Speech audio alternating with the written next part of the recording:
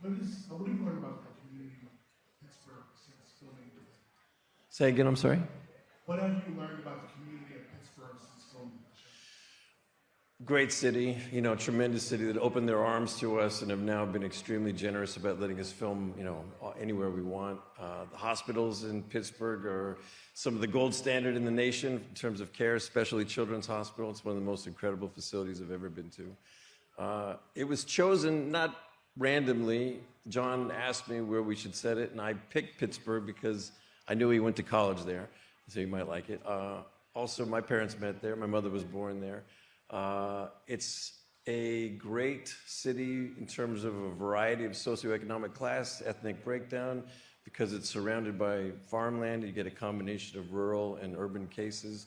In the last few years, it's really remade itself over into a medical hub, so it seemed appropriate. Just a great American city that hasn't been overshot. You know, it's not LA, Chicago, New York, Miami, but representative of the country as a whole. And the last question we have, hello. Hi, Noah. Hello. Rebecca from Hello. Hello. Hello. Hello. At the end of season 1, Sarah sent you off to the beach for a few days to decompress. I wonder where she's sending you this year, and also if you found it easier to process the heaviness of the show this go round. It's a little different this season, not entirely different. It's a little more distracting trying to land this massive plane while we're taking bows for the first season's work.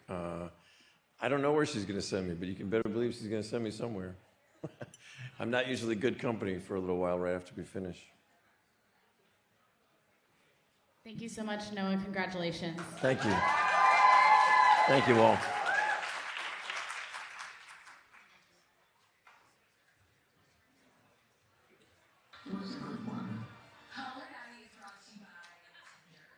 Please welcome the winner of the Golden Globe Female Actor TV Series, Musical or Comedy, Jean Smart.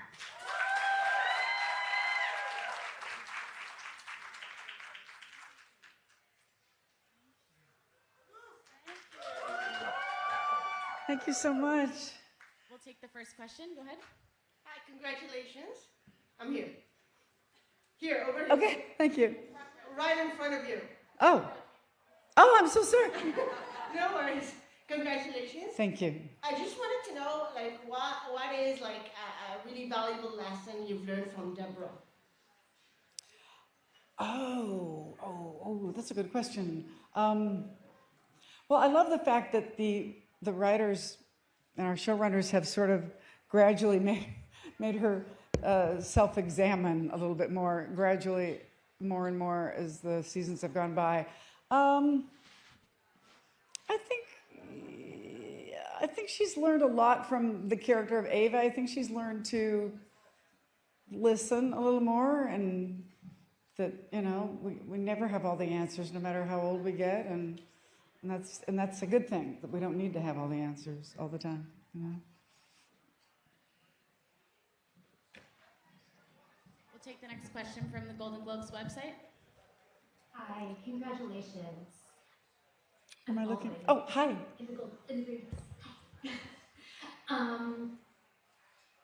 Paul's talked about this before, and other people have talked about this before, about the ageism in the industry and how a show like this really shows that people can be funny after an older age, especially women. I want to know if you think that anything will change anytime soon when it comes to the ageism and the sexism in the industry.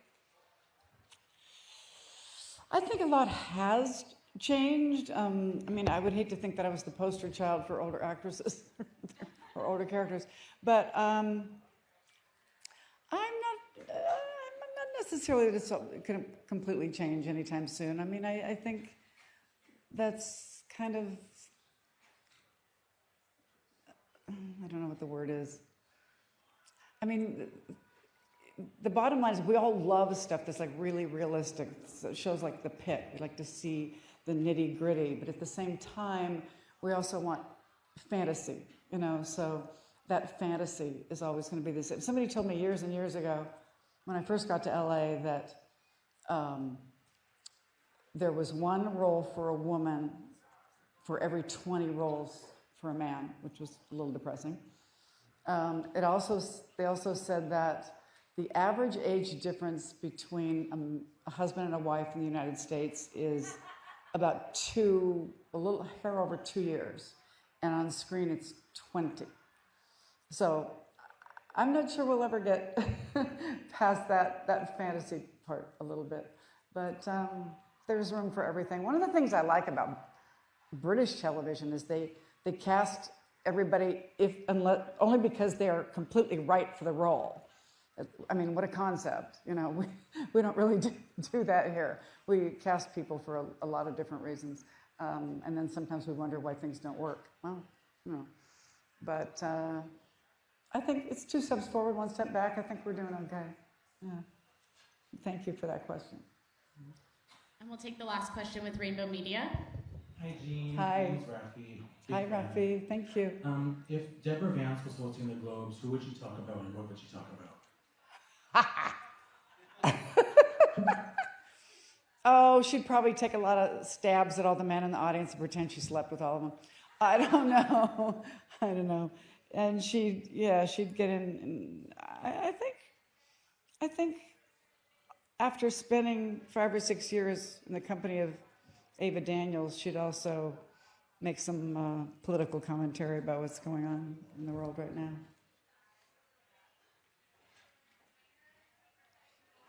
Thank you so much. Thank you. Congratulations. Thank you. Thank you.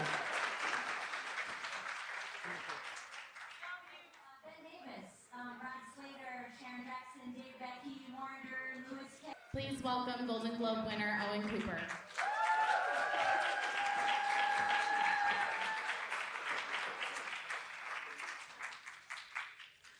We will take our first question from Spectrum News. Hello, congratulations. Thank you. You've made history tonight, so I was wondering how you, as a 16-year-old, are planning to celebrate this win.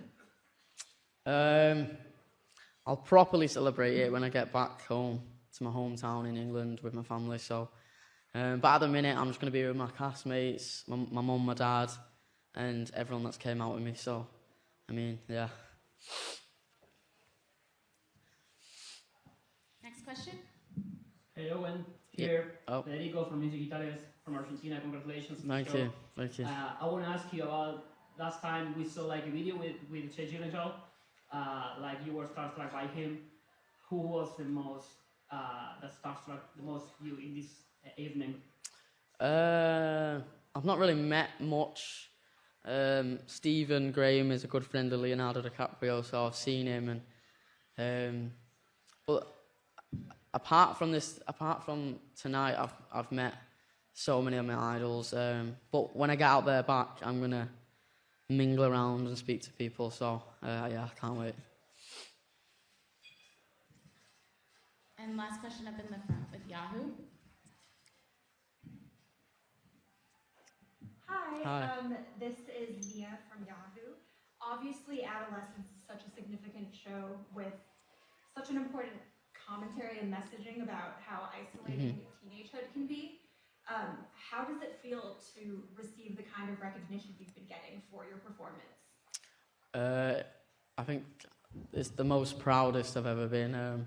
We made this show in the summer of 2024, and we made it with love, and we made it with... it was a special show when we made it, but never in a million years did we think that would be here, the Emmys, the Critics' Choice. You know, even in this continent, really, we didn't even think we'd be here. But you know, we're all as the cast and crew just so grateful to be here. So yeah, thank you. Thank you, Owen. Congratulations. Thank you. Owen.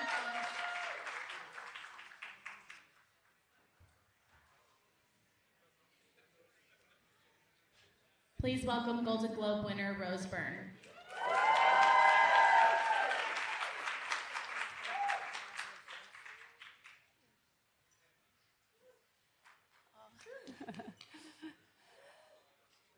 Thank you. No, it's so heavy.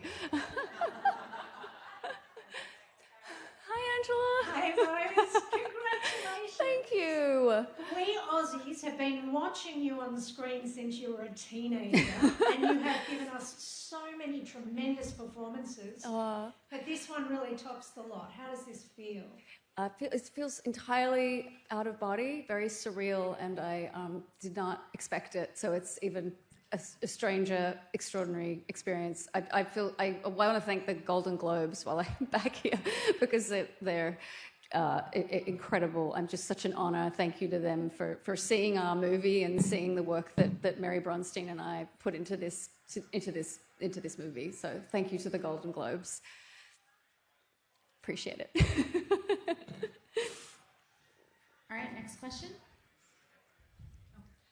Hi, I'm Cassie, as another fellow Australian actor. So proud, so incredible, and beautiful that your parents were tuning in. How are you going to celebrate with them, and how are you going to celebrate this in Australia? Oh my gosh, I'm not sure. We'll have to have some sort of. Well, now they have Paramount Plus, so they're locked in. No, it's such an honor. I also want to thank my incredible co-stars, Conan O'Brien, ASAP Rocky, Danielle McDonald, Delaney Quinn, this extraordinary cast I had. It was a really tight group, and they were everything. You're only as good as who you're working with, you know, acting's reacting. So it was just, I was so spoiled with this incredible cast who I failed to thank because I was having an out-of-body experience. And last question from Rainbow Media. Hi, Rose. Hi, Icon. I'm not Australian. But I loved you for a long time. Like someone else said, you've been slaying the game for a while. I loved you from since Star Wars. So if you could travel back in time and talk to that little actress and give her a message, what would it be? Oh man, it's a wonderful kind of thing to be able to look back and see that person and come and think of myself now. It's a surreal and sort of impossible exercise, but I feel extraordinarily grateful, and I never take a minute of this for granted. So it's just such an honor, and I love what I do. I don't quite know what I would do if I didn't have acting. It's given me such a extraordinary kind of richness in my life, and this was the role of literally of a lifetime. So I can't thank Mary Bronstein enough for believing in me and knowing that I could do it and that I was the one. So I'm so grateful to Mary. Thank you, Rose. Congratulations. Thank you.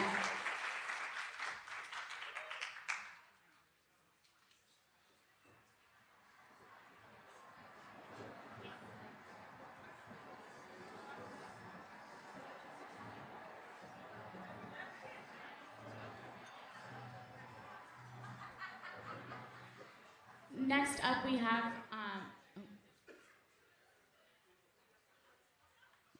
please welcome Golden Globe winner Amy Poehler.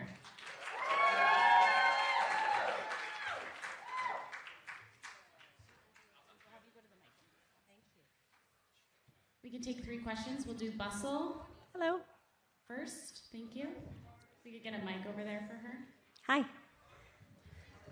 1 second, we're gonna get her a mic.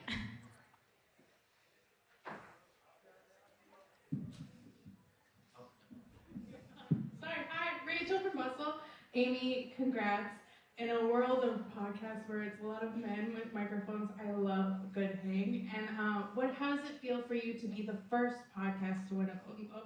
Very cool that it's being honored here. I'm a huge fan of the medium, and to be in it now, working in it, is really exciting. So it feels awesome. And I, expected Snoop to be the one to give me the award. Makes perfect sense. All right, next we'll do In Style. She's third row. I can hear you. I would love to hear a little bit about how you're thinking about what guests that you're going to have on. It's so interesting to see how the variety of people and talent and the way you connect with them. And so when you're thinking about how you choose people and what is going through your mind. Well, tomorrow we have someone who just won on our podcast. That's all I can tell you. But we really try to pick people who we think is going to be a good hang. It's just as simple as that. Who we want to talk to and who No, who I think, the flow will work together with me, and that can be anybody. So we just launched in March, and we have so many people that we want on, and we can't wait to hopefully use this to get them on. Thanks. Next question, we'll do Decider.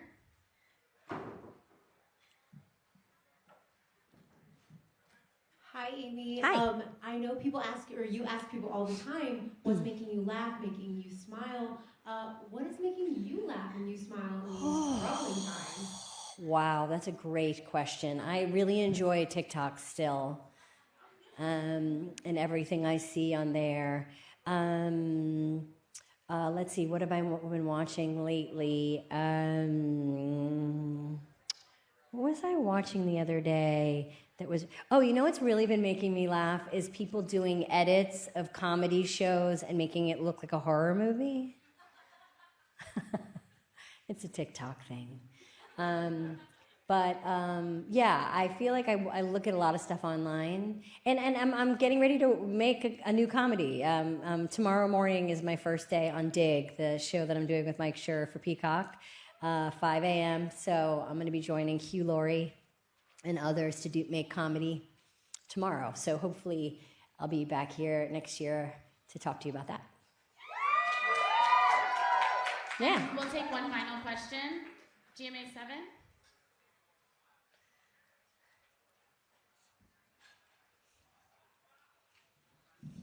Hello, Queen. I love you so much.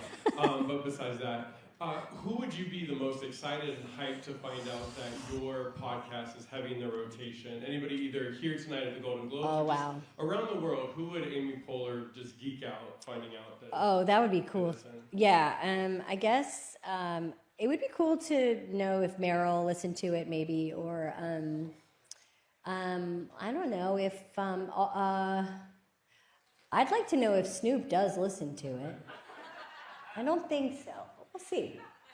No, it has by far been the thing that people come up to me all the time and tell me they put it on when they're doing things. They're like listening to it in their car. So honestly, I've just gotten so many people across, and that's the thing about podcasting. It's pretty international. A lot of people all around the world listen to it. So I think I would be pretty psyched if I heard someone from a very far away country relate to it and listen to it. But Meryl too.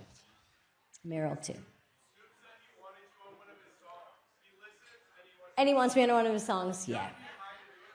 Thank you so much, Amy. Thanks, everybody.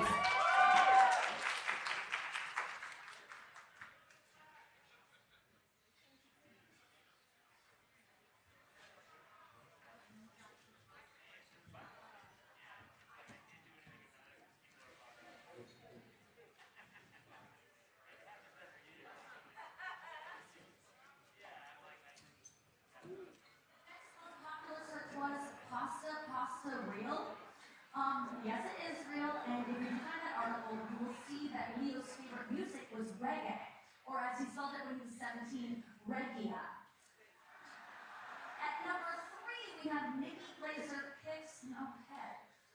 Guys, that's really weird. Just go to my website, okay? That's right.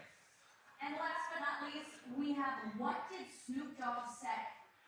Okay. That makes sense. We're on live TV. They must have leaked it at home for you. So I got your back. I'll tell you. Snoop Dogg said, "I'm highly aroused by Fran Drescher's voice." Here to present the award for Best Director of a Motion Picture, the co-director of the upcoming documentary Mel Brooks, The 99-Year-Old Man, and my Pilates instructor, please welcome Judd Apatow.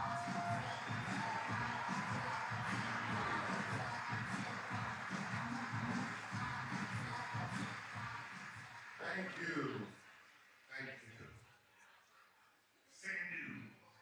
You know, Nikki Glaser used to be our babysitter. That's true. She was our babysitter. And she's like, I do stand-up comedy. And then I went online and watched her set, and it was all about smoking reefer and having weird sex. And then she stopped being our babysitter.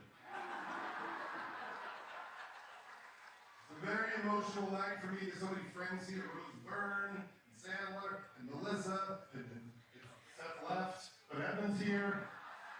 And it's very exciting. I remember when Seth, I met him when he was 16 years old, and he said to me, one day I will win a Golden Globe and crush Martin Short and run Canada alone. Please welcome Golden Globe winner Stephen Graham.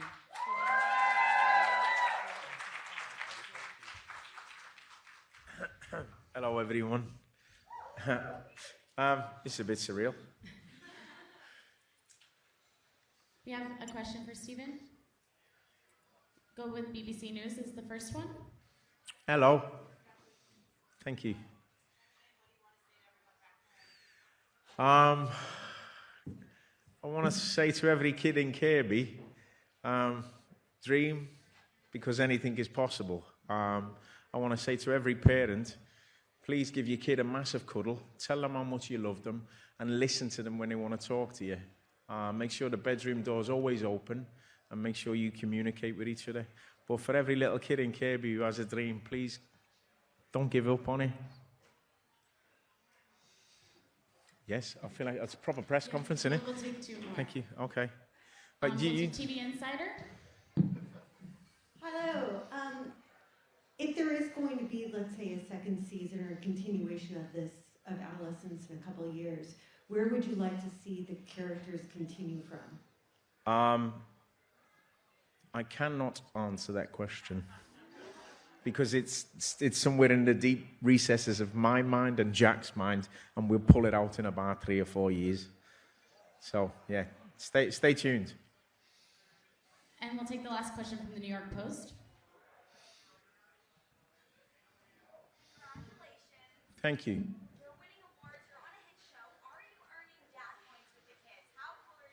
Massive. Our Grace stayed awake, bless her. I told her to get to bed, and she was like, Dad, I can't, I'm too excited.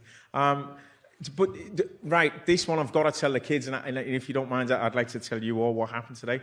I met Snoop Dogg. I forgot to say it on there, and he shook my hand, and he looked me right in the eyes. I couldn't see his eyes because he had his glasses on. And he just said, you a motherfucking gangster. My life is complete. Thank you.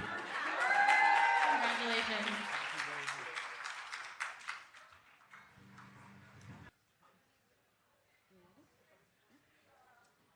Please welcome the winners of Best Animated Feature, the team of K-pop Demon Hunters.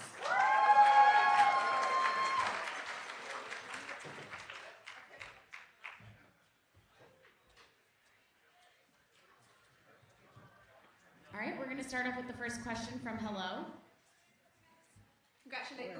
Congratulations.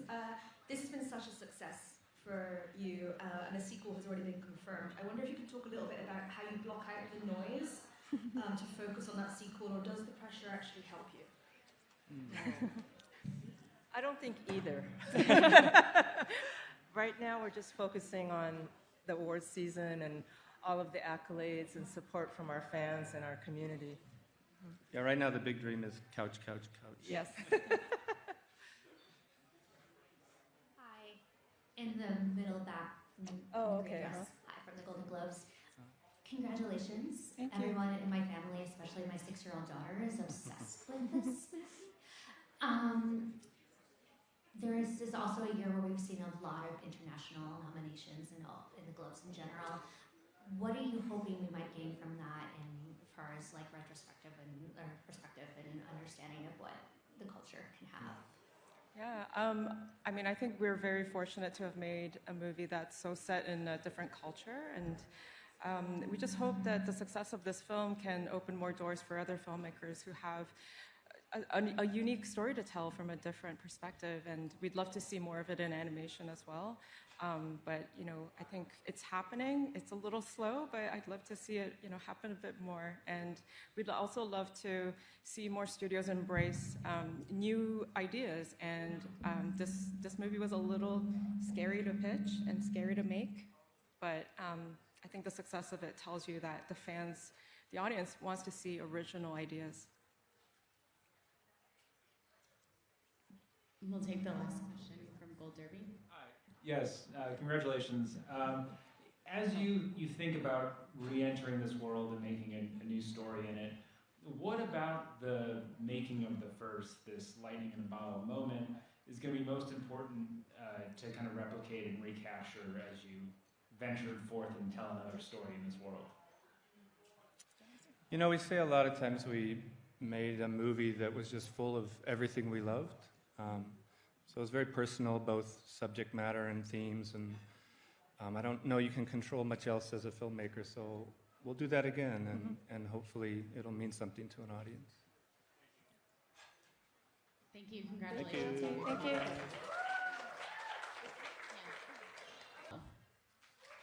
Please welcome them to the stage.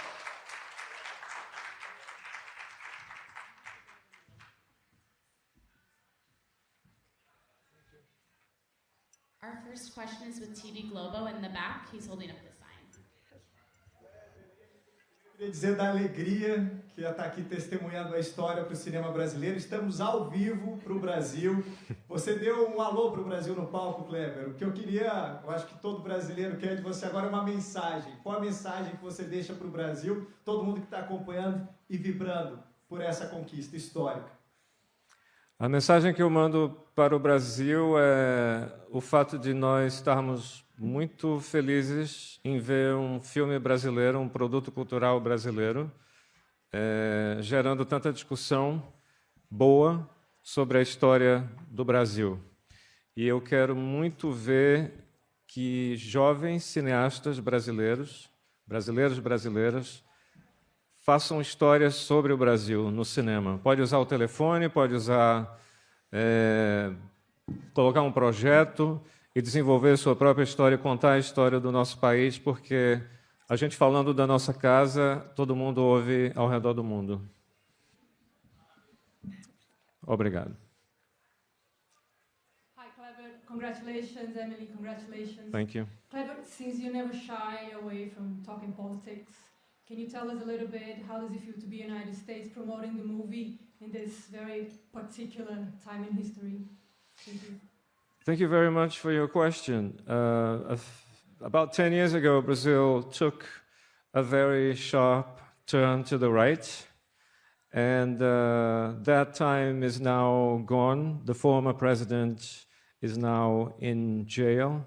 He was epically irresponsible in terms of not leading the country, and I really think that cinema can be a way of expressing some grievances that we all have in terms of the society we live in. I would particularly address young U.S. filmmakers, and I know many. I'm still a film programmer. I get to see a lot of work coming from the U.S. I think there is a lot of technology to express yourself, and I think this is a very good time to express yourself. And I think young filmmakers in the US have a lot to say about what happens in this society. This is what I want to see from US filmmakers. Thank you very much. We'll take one last question from O Globo. We could get her a mic. Thank you.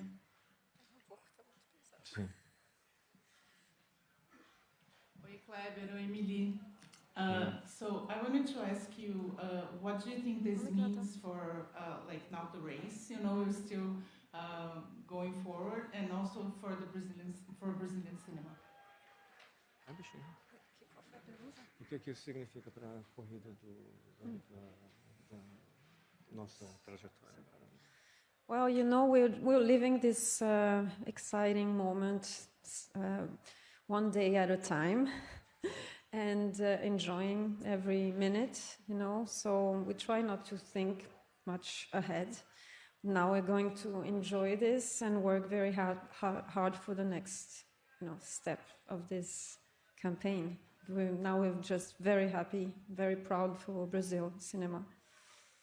But it is true that we've been traveling with the film and showing the film since May at the Cannes Film Festival, and it's been a strange and wild ride, and I'm happy that we have this and, you know, more attention for the film.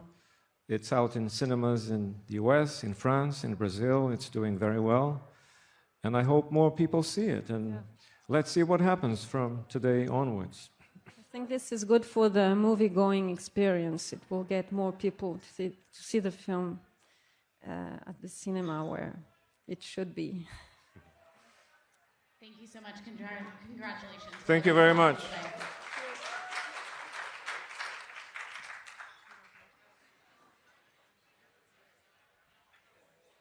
Please welcome Golden Globe winner Stellan Skarsgård.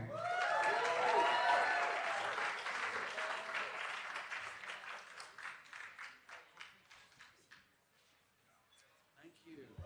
Okay, we'll start off with the first question. Hi, congratulations. I'm Alexandra with the New York Post. This movie was all about complicated family dynamics, but I love that in real life, your family has just taken Hollywood by storm. What is the best piece of advice you've given your kids who are following in your footsteps? Be decent. Good advice. That's all. Thank you. No, I have one. Hi, I'm Whitney with Us Weekly. I'd be remiss if I did not ask about Mamma Mia 3 because everyone wants to know. Do you think there's any way that Meryl Streep's character can be brought back from the dead? And if so, how? She can be brought back from the dead. Everybody can be brought back from the dead in the movies. And the movies is fantastic. So, but I don't know. It's a lot of people are working on it to bring her back. But she's not dead, you know. Meryl Streep is not dead. We'll take two more. Norwegian Broadcasting next. Gratulerer, Stellan. Congratulations, Stellan Skarsgård. You're a Swede. What's it like having a Norwegian production team bring you your second Golden Globe? And do they need a Swede to make this film a success? I don't think so, but I'm very grateful that they think they need one.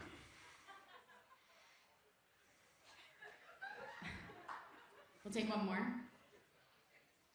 Someone else had it raised. Okay. All right. Thank you so much. Congratulations.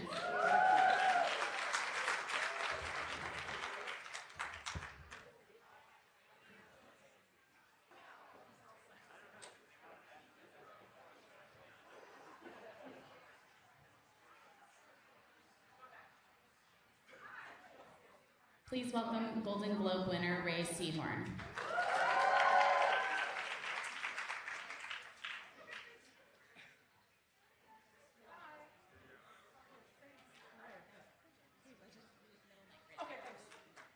We're going to have the first question from Variety. Hi. Ray. Hey! Hey! How are you? Congratulations. Thank you very much. I want to learn more about Kookaroo and your experience there. And also, can Carol have the hive mind maybe recreate Kookaroo for this generation? Don't you miss Kookaroo? Many I loved Kookaroo. I loved it. So yeah, I was between jobs and I was pretty down in the dumps, and Queen Latifah was there and she was so nice. I meant that. It was just super exciting to see her. So you and Vince, I'm sure, have even locked eyes tonight, like this ride now that you're on, this new ride, and the expectations going into season 2, the hopes on when we're going to see another season. What's the latest that you can tell us? Way above my pay grade on most of those questions. They are in the writer's room. Oops, sorry. I have no idea when we're going back. I know he wants us to go as soon as possible. Vince is not playing any kind of game to like make people wait for this, but he wants to craft the show that he wants to craft, that with all the care for his fans and the people following this story that he can. So we'll get back as fast as we can. I promise you that. And do you have a favorite crazy fan theory that you've heard now that the season is over and people see it? No, because I'm not reading them because I'm too thin-skinned to get on these sites and read what people are saying. But so I don't actually know them. It's been funny, like listening to people, and then also sometimes it's been very touching. People telling me, I had a journalist the other day say that she thought the entire show was a metaphor for grief and depression, and being down a well that you can't hear other people saying cheer up, and you can't relate to them at all. And there's other people that it's the most fun for me has been listening to these different things that people are bringing to the show. They're meeting the show where they're at, whether it's fear of AI or it's isolation or it's political divisiveness or feeling an us and they or too much anger in the world. You know, a lot of people, it's engendering a lot of conversations. And I very much appreciate and hope that Vince continues to foster the conversation rather than preach and answer. Next, we have Spectrum. Hola, hello, down here. Hi, where? Right here. Hey. Hi. Congratulations. Thank you so much for that. I was wondering, in doing the show, has it made you embrace and value your individuality and free choice more, or do you think we would be better off if we were all the same and happy? I'm definitely team anti-hive mind. Yeah, I mean, just for starters, to me, the idea that we could never be surprised by each other's creations anymore, be it art or even just your friend saying a witty comment that you weren't expecting. You would never be surprised again if we all shared the same brain and we were all equally good at everything. That being said, I'm aware that's coming from a place of, you know, privilege. Like, of course, there's things I consider when I'm like, yeah, but what about no world hunger? Although, if you've seen the whole show, they are having some hunger problems. But, yeah, I'd love no wars. I'd love peace. I told somebody the other day, I think the best version would be if we're allowed to do week on, week off. I'm a step parent, and I'm week on, week off with my kids. And so I think if you could do week on, week off with hive mind, everybody's peaceful, everybody's nice, shares a brain, and then the next week we're like normal, but you cumulatively get to learn from the last week, that would be the best. We have one more question from Rainbow Media. Hi. Hi, Rihanna. Nice to meet you. Hi, nice to meet you. Thanks. 20, 30 years ago, a queer character like yours, Carol, can only be queer, that's it. But nowadays, she can be complex, layered, nuanced. So how does it feel to be able to play a character like that and then get recognized by it for the Golden Globes or big platform like that? It's amazing. It's important to me to honor getting the chance to play anybody from the LGBTQ community. But I have to say that I really love, and I played many of them in theater, in my theater days in DC and New York. I love that that is not the remarkable thing about her. It is part of who she is as a human being. And her relationship with her wife that she's lost is given so much weight because it is a partnership of love. And it has nothing to do, Vince is not trying to make a political statement. He's actually just trying to say something about being human and what real love is. And so it makes me very proud that it just happens to be a queer woman. Thank you, Ray. Congratulations. We'll have you come out. Thanks. Thank you.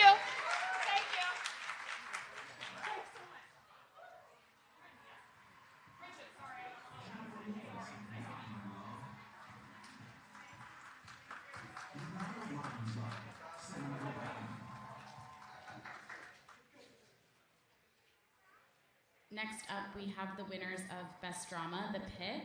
Joining us on stage will be Noah Wiley, R. Scott Gemhill, and John Wells.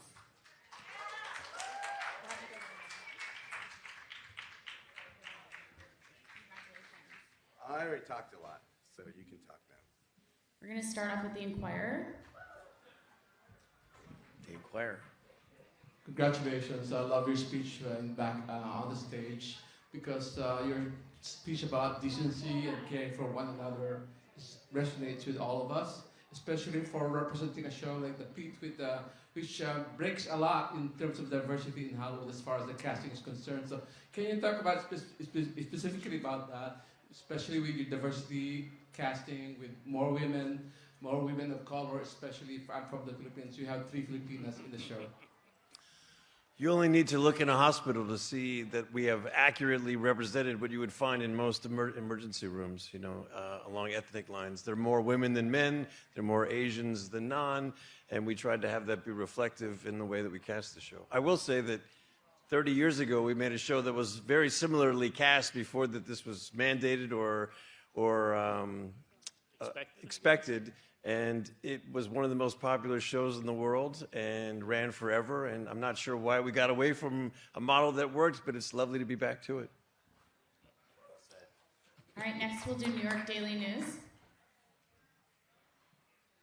Congratulations. Thank you. Over here. I'm Thank really you. tiny. Hello. Well, this this show is doing so well. It has so much success. How do you hope that the success of the show impacts the healthcare industry?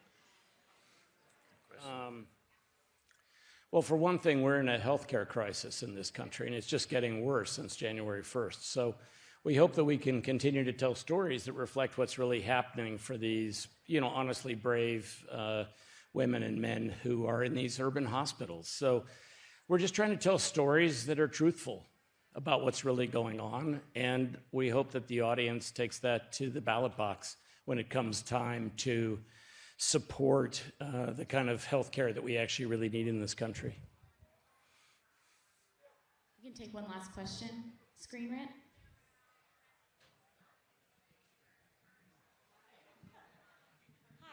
Screen rant.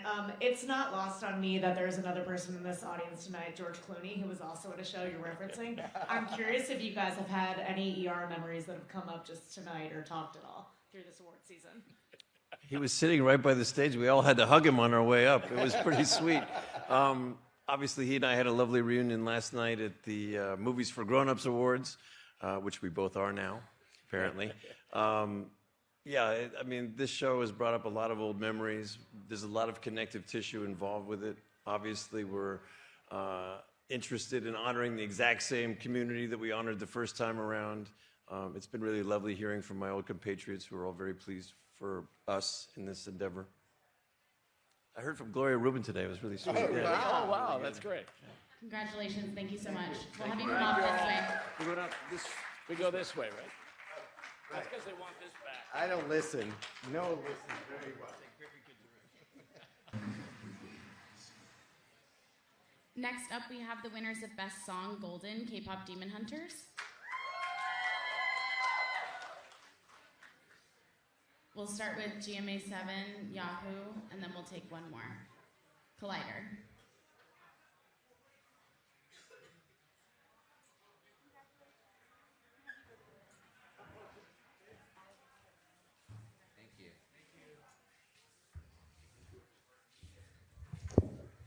Oh, can you make it higher? Oh, that is good.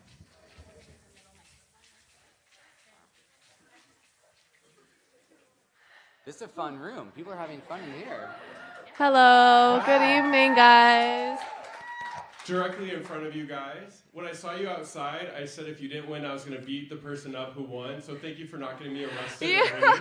Love it. Thank you. I just want to talk about your speech. I mean, you talked about every rejection being redirection. You talked about, you're just so emotional. Tell me what winning tonight healed in you.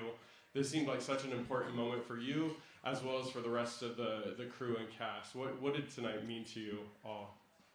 Well, definitely meant,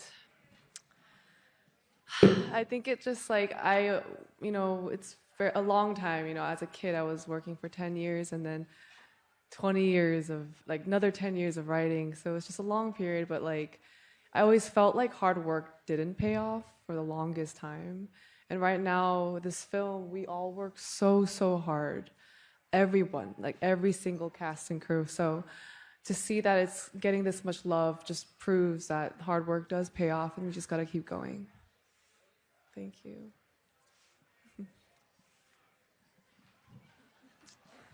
Next question from Yahoo. Hi, my name is Nia. I'm from Yahoo. Obviously, K-pop Demon Hunters has just been such a big phenomenon, and it's broke so many barriers in addition, especially for Asian American women and storytelling. I remember I saw you guys perform together for the first time, and I started crying. I was really? This is so moving for me.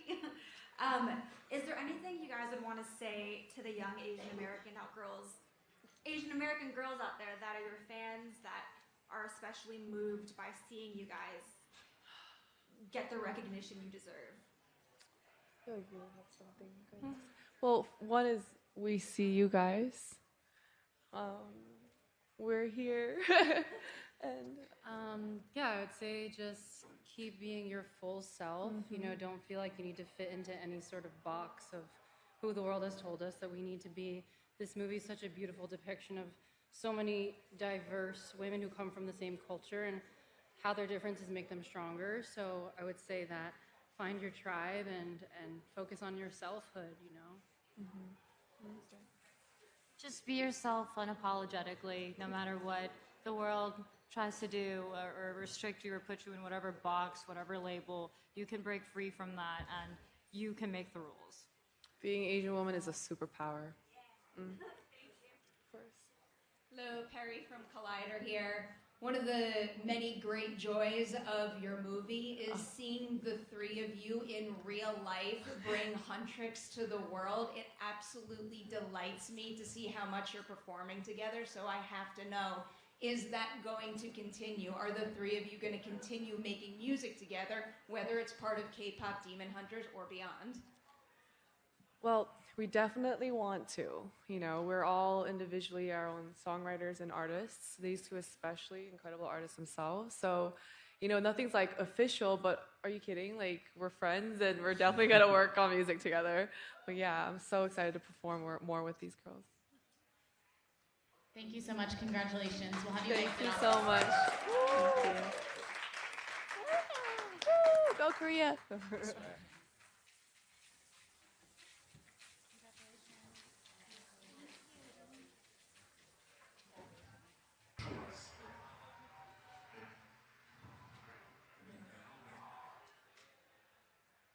Please welcome to the stage the winners of Best Comedy Series, The Studio, as well as Male Actor TV Series, Musical or Comedy, Seth Rogen.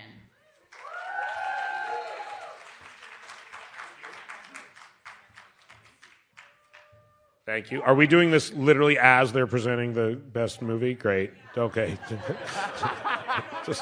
It's okay. I'm used to it. This is how it should be. In whatever room we're in, we should be the at least second important thing happening. Let us know who wins. We can't see the screens. Hey, Seth. Yes. Over here. For Hi. season 2, do you plan to get into like what's really happening in Hollywood? Like, for example, the boycott of Israeli filmmakers? Maybe.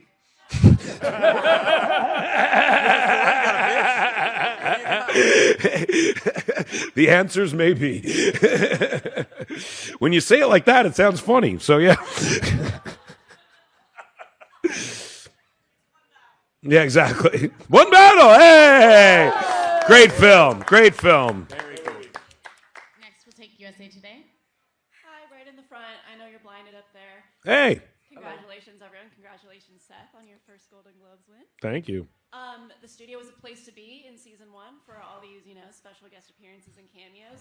Is there anyone you've talked to tonight, Seth and everyone else, who you suspected is trying to get on season 2 and trying to put out feelers with you? Oh yeah, a lot of people literally just come up to us and are like, "Put me on your show." I'll do anything. I'll walk by.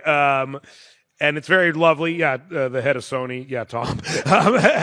A lot of the real studio heads want to be on the show, and some of them will be. Ted kind of ruined it for everybody, but yeah, there's a few people we roped in tonight, so it's very this is good poaching ground for us. Yeah. And last question from CBS News Path. Over here. Congratulations on your win. Thank Love you. the show. Episode 8 of season 1 takes place at the Golden Globes. It does. We filmed it right here. I have to ask, did you get any new material from tonight that you can use for season 2? Yes, a few things happened leading up. We've literally written some things that happened leading up to this award show into episodes as we've been writing the show, prepared. We start shooting in a week, so yes, several things have happened both today and leading up to this event that we have written directly into the show. And you'll probably know what they are when you see them next season. Thank you so much. Congratulations. Thank you. Congrats. One battle after another. Thank you.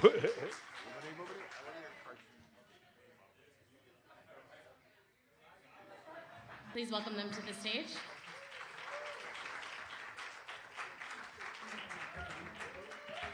Also with us, we have Best Female Supporting Actor, Erin Doherty from Adolescence.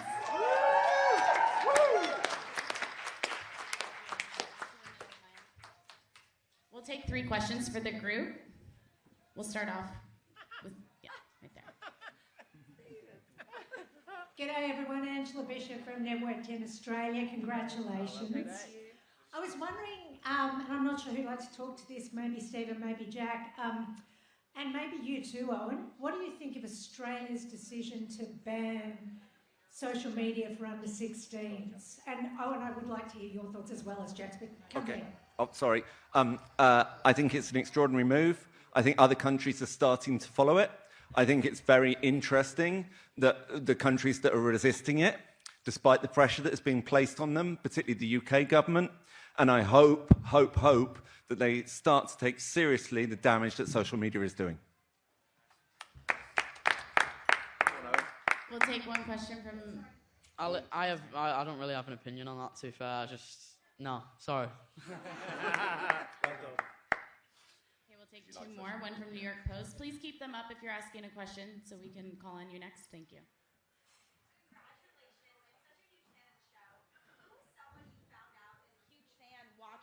That you had a total pinch me moment over.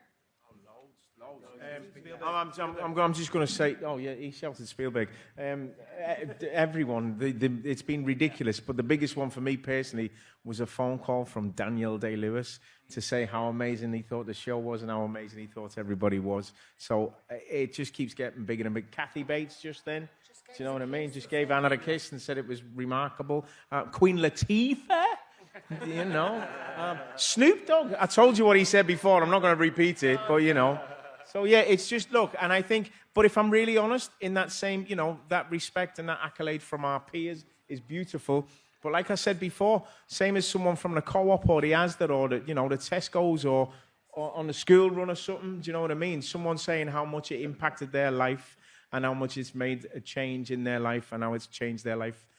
In a little small way for them to have conversations with their sons or their daughters or to reach out to their children. So it's wonderful the impact it's had, but it's also right across the board. All the workers then, you know, like the waiters and stuff like that as we were walking through the kitchen, I'm going to be honest with you, getting a clap off them was ridiculous, wasn't it, as we just went through then? So what it's done is it's been universal and it's not a social class or a structure, it's just had an impact with lots of people because the best thing we have as human beings is empathy.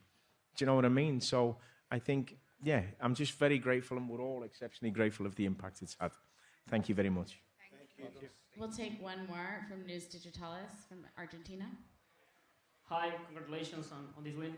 I know that you said that maybe social media are bad for children or for kids or for teenagers, but I think it's difficult for teenagers to escape them or like, so how could you think of a way of like coping with this thing that is real, that teenagers are using social media, besides some countries banning them under 16, do you think of like maybe a solution or maybe like a balance where like teenagers can use social media and they are not so like destroying for them? Okay. I'll take this one because it's a bit difficult. I love the way that this goes up so high. I think it's a responsibility for all of us. The idea that it's the kids' responsibility to deal with what they're receiving online is a ridiculous thing.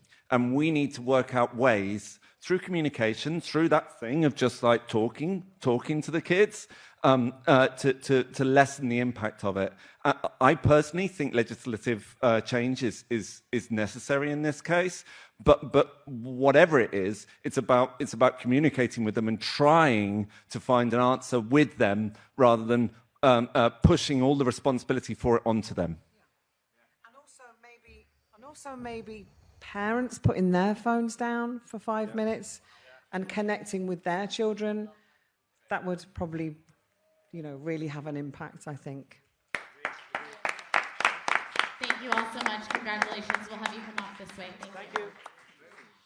Gracie, now be announced. I repeat it back to you every time you'll start. Give your phone out, like, let's go. You know what I mean? Like, just text it.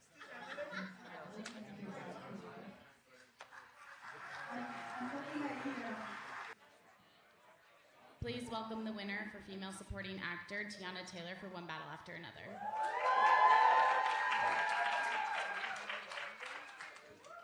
We'll take 3 questions. We'll start off. Hi, everybody. Oh. If We can get her a microphone. It said, do not touch. And what I do? Touch it. Sorry. Hi, everybody. How y'all doing? We have People Magazine right here for the first question. Hi, Taylor. I'm right here, right in front of you. Oh, hi. Hi. Congratulations. Thank you. So, I mean, obviously, we saw your reaction when you won this award, and Oh my you God. were overwhelmed with emotion. Yes. And so, I wanted to ask, what about this win felt most personal to you? All of it. I've been doing this since I was 15 years old, and what this was for me was God reminding me that the wait is not punishment, it's preparation for what's already written. So my name being written on that card and engraved in this is just mind-blowing. It was just for all, oh my God. I'm still gagging right now. I'm just like, oh my God. I'm so happy. I'm filled with so much gratitude. I don't take any of this for granted. I don't take any of it lightly at all. We'll do 2 more questions, one for Black in America and the second for New York Daily News. Good evening, Tiana. Taylor, how are you? Congratulations once again. Hey, what's going on, my Harlem sister? We're so excited for you. Thank you. So, really quickly, in this current political climate, how can you encourage your fellow creatives to stay the course and remain optimistic, knowing that their creativity, that their craft will come to fruition for whatever dream they have inside their heart? Honestly, you already saying it. We got to keep going, keep pushing up, standing 10 toes down on what we believe in and understanding that our voice is powerful, and we need to make sure we're using that. Thank you. Good to see you again, girl. New York Daily News. Hi. Wait. Okay, right there. Oh. Right over here. Sorry, I ain't got my glasses. No, I don't either. That's the thing. Congratulations. Thank you. So when you think about the trajectory of your career, you said that it was preparation. How would you say that everything that you've been through, the good, the bad, the ups and the downs, helped you to receive this moment? Honestly, I think if everything would have happened my way on my time, I don't even know if I would be standing up here. I think, trusting God's timing and him saying, okay, hold on, I understand this is when you want it, but this is what I got planned for you. And he has something bigger planned for me. And I'm so happy that I stayed patient. I'm so happy that I stayed grounded. And again, I'm filled with so much gratitude, and I don't take this for granted, and I'm just like in awe. Like I'm just so grateful to be here and even just be a part of the conversation, win or lose. Being a part of the conversation, being in these rooms, being celebrated and being acknowledged means the world to me. We're going to take one last question from the Associated Press. Hi. Okay, I see you. You in the right. I know you talked about, softness isn't a liability. What did you have to unlearn when it came to portraying this role, I guess, in your performance? That's a good question. I think in this performance, I even though technically Perfidia had her shit with her, I learned that it's okay to be selfish.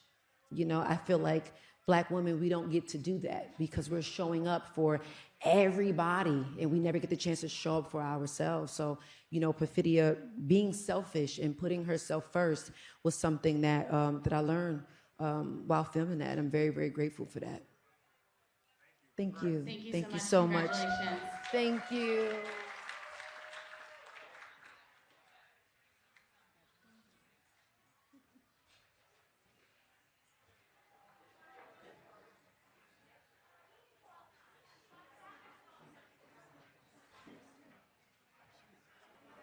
Okay, please welcome male actor, motion picture drama, Wagner Moura for The Secret Agent.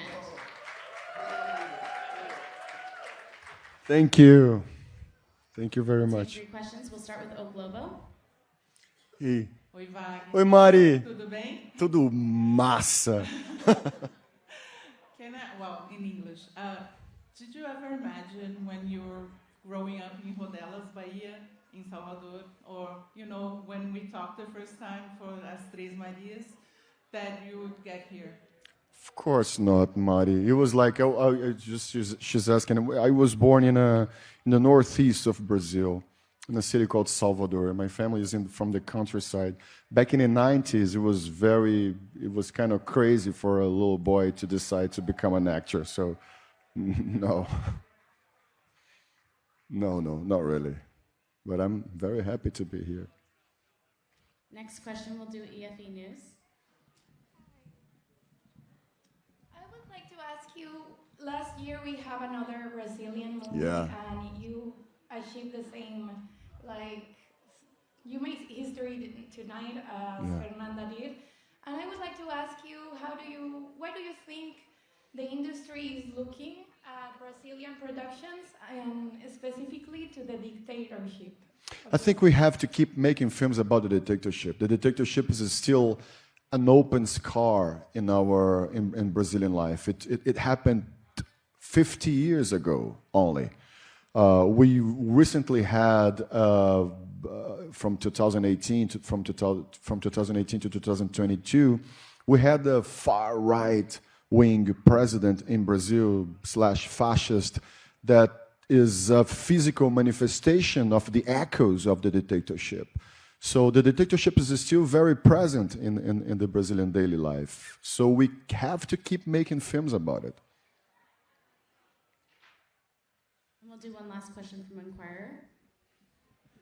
Wagner, congratulations. You made history as the first Brazilian to win the Golden Globes for Best Male Actor Drama. So please talk about that. It's a big honor for you and Brazil, like Fernando Torres did last year. Yes, it's such a beautiful moment for Brazilian films. Not only, of course, it's beautiful to have I'm Still Here last year and then A Secret Agent this year, but also many other Brazilian films doing super well in different film festivals in the world.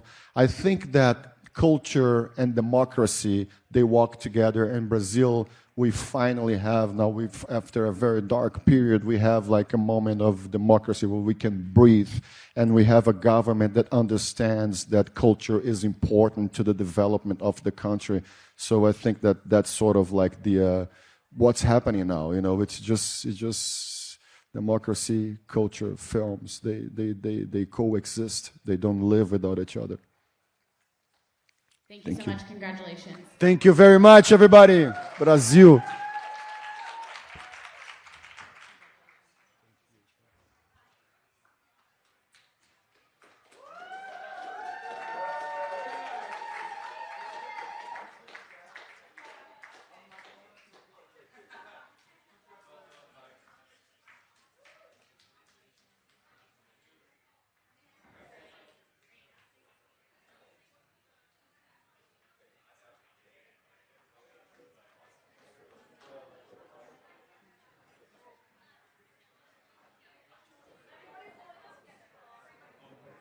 Please welcome the winners of Best Motion Picture Drama, Hamnet.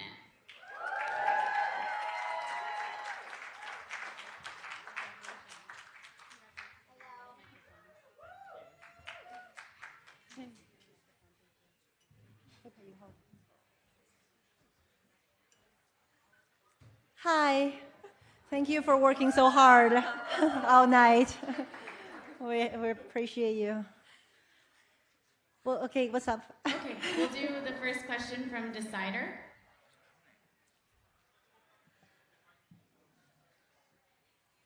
Hi, congratulations. Thank you. Jesse, I wanted to say that I loved your speech last week at the Critics' Choice Awards. And I wanted to ask, what is it about working with Paul that helped to bring out the best version of this performance? And Paul, same question for you. Come here. Paul just said very hydrating. Apparently very hydrating. No, I need to when I said I could drink Paul like water, I just want to clarify what I meant by that.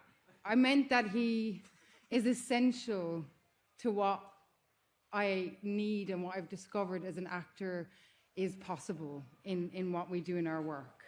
He brings you to the core of your humanity, and once you know what that is, it becomes like water. Jesse, I think I said this, like when the dust settles and all of this like awards chat and everything, they're going to be studying, drama school students are going to be studying what she did in Hamlet. They're going to be talking about it forever, and it should be spoken about forever. It's one of the greatest performances we're going to be seeing for years, and we can celebrate the film for the next couple of weeks. Fingers crossed we'll be celebrating her. But the big celebration is in 10, 15, 20 years' time. We're going to be watching what she did for forever. And I got to watch it firsthand. Yeah. Yeah. I would like to answer this question, but on the red carpet this evening, I'm over here on your right. Pippa, the producer, told me that it was a joy to work with such a cast that had no ego, and that there was joy and there was excitement and there was love basically surrounding this production. Would someone speak to the love that was behind the scenes? Me? Yeah. Lower. No. Come on. Come here. We'll do it together. Okay. Yeah, we'll do it together. This film is all about grief and love, and grief is love, you know. And I think that on this set, everyone was a family. There wasn't one person who was rude or mean, and we all worked together to create this incredible film, and I'm proud that I got to be part of it.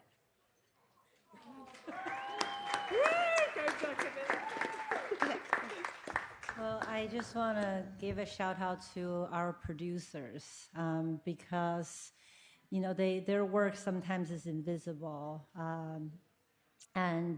but in order to have a container that's safe, that our actors can do their work and me and our HODs and everyone can do their work, there are these tirelessly caring and dedicated producers who are constantly providing that container. So the love is strong and deep when it's safe. So thank you. We'll take one last question. Hi, this is El País from Spain. I'm here, right down. Congratulations for these awards. As Jessie said, you have worked with a lot of people from different places. Irish actors, a Chinese director, a Polish crew. Why do you think this movie matters so much to so many different people around the world? Maybe it's that you are a family, as you were saying. Why does it touches us so much? Wherever we come from, it doesn't matter. Why is this so powerful? Congratulations. Thank you. Well, I think there's a part of us that yearns for connection, for relationships, for community, and that part of us isn't always encouraged because it's not the most productive part of us, and yet that is the force that binds. That is the creative energy that fosters growth and enhances everything and draws everything together. And I think we try to create from that place and that vulnerability and the communal experience, both on screen and off screen. I think it's moving people because we know that we can't do this alone. Thank you so much. Congratulations. Thank you. Yeah, that was brilliant.